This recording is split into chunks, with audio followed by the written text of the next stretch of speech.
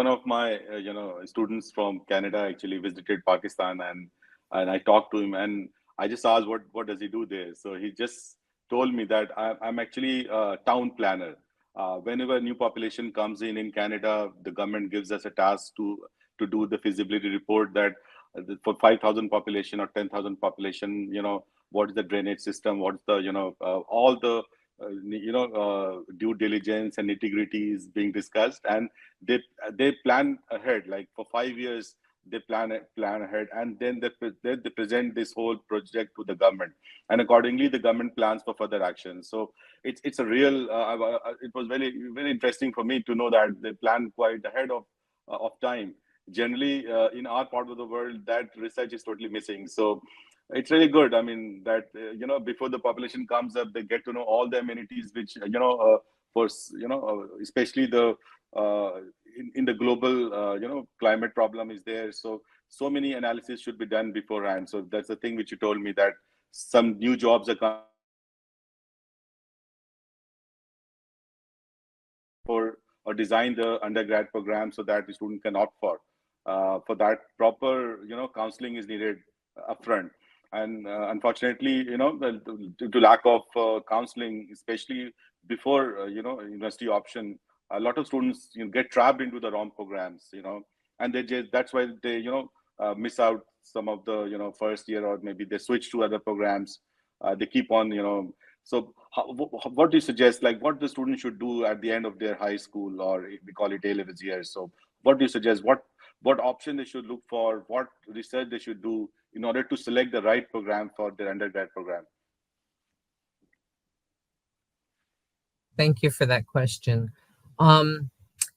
So, you're in kind of the driver's seat when you're choosing universities. It's kind of complex. There's so many out there.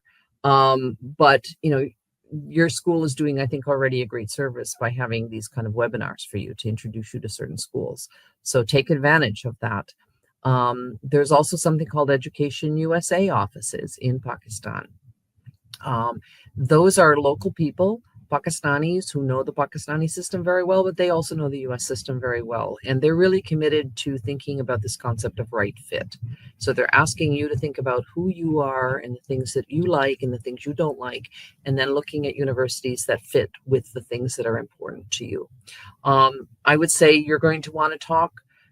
I'm on WhatsApp 24/7. I'm always talking to students, right? So I'm talking to them and I'm trying to give them honest information, because if I bring the wrong student to my university, they're not happy.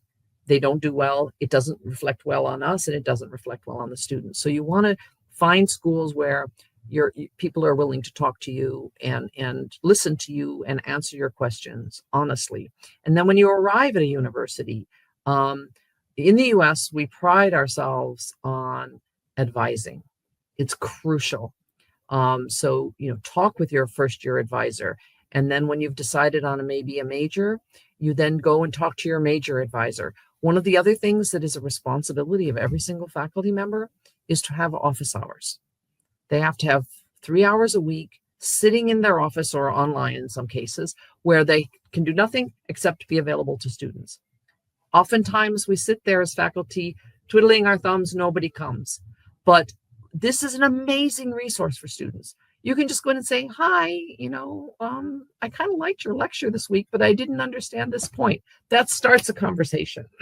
And then you build those relationships with the faculty, and you can start asking, well, I had a student in here from Vietnam the other day. He's not doing particularly well. So I called him into my office. I said, hey, come on, what's going on with you? And he said, well, I'm in computer science. It's very difficult for me. I said, okay. I said, is this the major you're enjoying? He said, I'm not enjoying. I said, well, why are you in this major? He said, well, my parents sent me to the United States. They want me to have a career to make money. I said, okay, fair enough. They're paying a lot of money. But what would you want to do in your heart of hearts if you could do anything? He said, I really want to be a chef and be a great cook. I said, okay, we don't have cooking classes at a university, but why don't you take business classes? Learn how to run a restaurant.